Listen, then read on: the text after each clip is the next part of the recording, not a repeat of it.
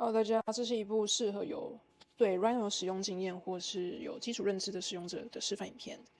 那我们今天主题主要来破解怎么在短时间之内做出这种流线型的墙面呢？先大概画比例，然后呢，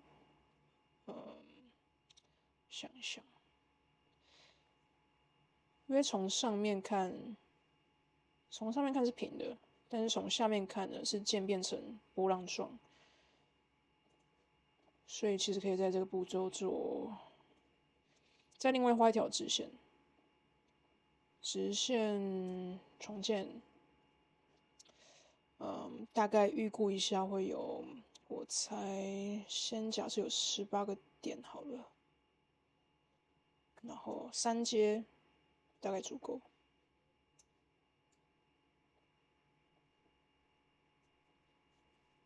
然后我去拉出这边影片直接快转，反正就是把线上的点往 Y 轴的方向拉，然后变成波浪状。其实渐变这边还是平的。渐变的时候呢，上面可以画一条直线，然后第二条直线呢可以画在这边，最后一条是画这个波浪线在下面，大概组成就是3条线。那渐变其实可以用 Loft 或是 Sweep to 的指令都可以。那我们按 Enter。Sweep to 第一条选 Rail， 然后第二条 Rail 呢选我们右边的直线，然后再选 Profile Curves。这时候渐变可以变出大概的波浪状，但离这个造型呢还差了最后一步，就是变形。变形工具我觉得最好用的是叫 Cage Edit， 这是我们这边要选 Bounding Box， 它才会出现一个方框，然后等一下方便我们去变形。X 轴部分因为要变形的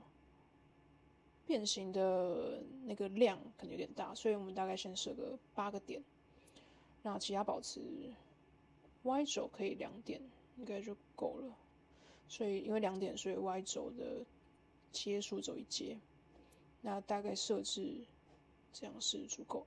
那我们就去按 Enter， 这时候就会出现很多点位，所以你只要拖拉这些点呢，你的曲面就会跟着变形，它是有历史记录的。让我们大致上是选，因为它是要往左边靠齐，所以我们就把左边这些点呢全部往左边靠。sorry， 我们右边这些点呢往左边靠，有点像在捏陶土的感觉啦。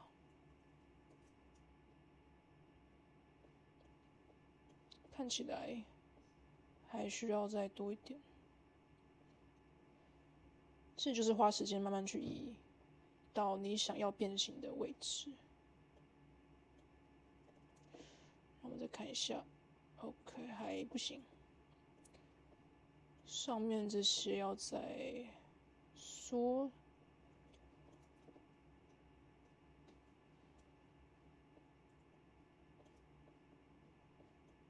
往左边移 ，OK。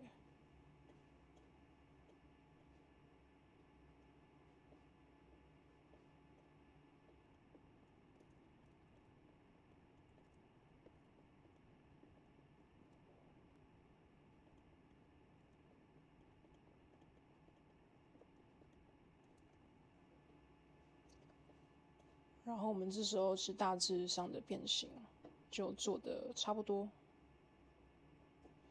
可以再微调一下。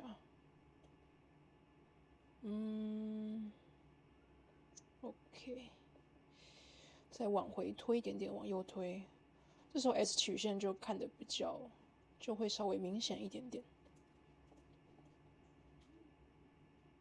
OK， 再往左边位移，然后往内缩，这边也是在往内缩一点点。让我们打开 Render Mode， 然后看一下。OK， 这样算是有模有样吧。如果你想再微调的话，可以打F10， 就可以把刚刚的控制点全部叫回来。我们在上面再往内缩。然后左边移动一下 ，OK， 然后 render mode final check，OK，、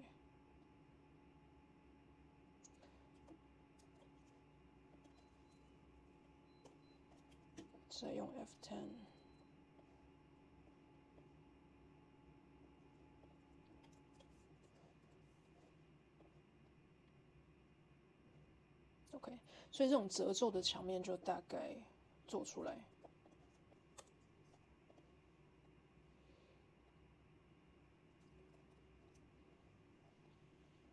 要做厚度，其实打上 offset surface， 或是直接引申也可以。